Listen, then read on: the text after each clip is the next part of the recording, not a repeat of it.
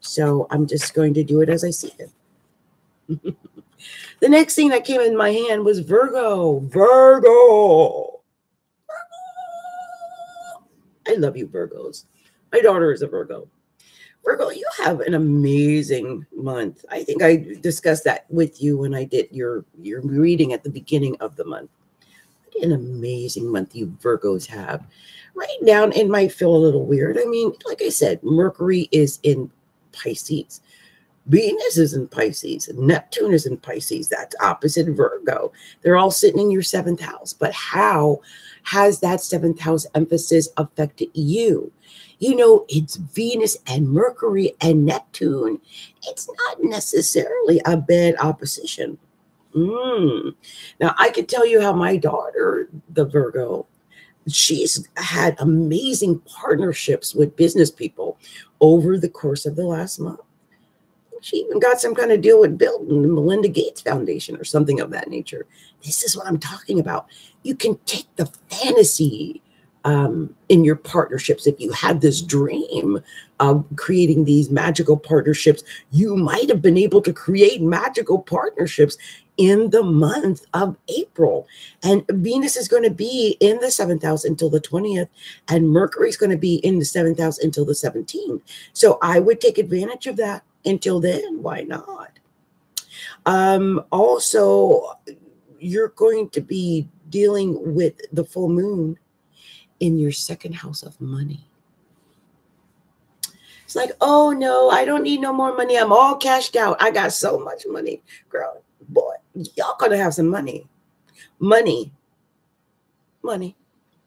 Because that full moon is on the 19th. It's at 29 degrees. It's a fate degree. But until the full moon is exact and whatever, there's a lot of opposition coming from the 8th house. That's other people's money.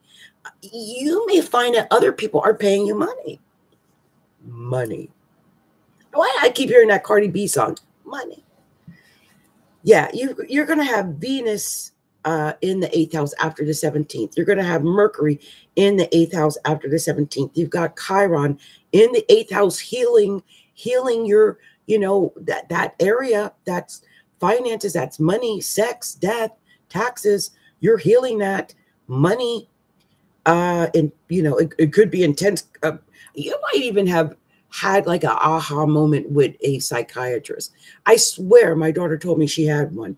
And the funny thing is, with all that emphasis in the 8th house, that is talking with your psychiatrist. That is having pleasant conversations with. You are going to come to the knowledge of deep things that may have been buried and hidden within you. And I see that even more so when the sun goes out of Aries and into Taurus, and that goes into your 9th house along with Uranus, which is in the 9th house right now. So your philosophy may be changing.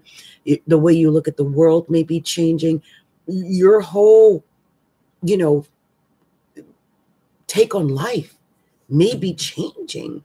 The way you look at religion may be changing. The way you look at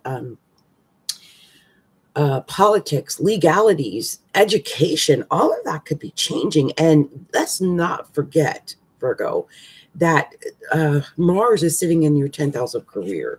This is your month to do what you need to do what you got to do. The North Node sits in the 11th house of hopes, dreams, and wishes all year.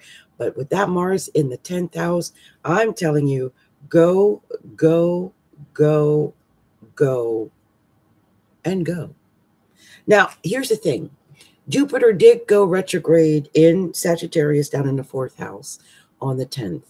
That is opposing the 10th house. But it's retrograding down in the 4th house. It's telling me, that's saying, okay, you're not going to enjoy sitting at home on your butt so much. Now you're going to, when Mars in the 10th house, focus on your career. So that's not a bad thing. All right. So I would say money, career, make it happen. It's your time. You've got magical partnerships, incredible money coming. My goodness. Oh, wait. One other thing I got to tell you. Almost forgot. Saturn and Pluto are retrograding in the 5th house. Saturn and Pluto are retrograding in the 5th house. Saturn and Pluto are retrograding in the 5th house.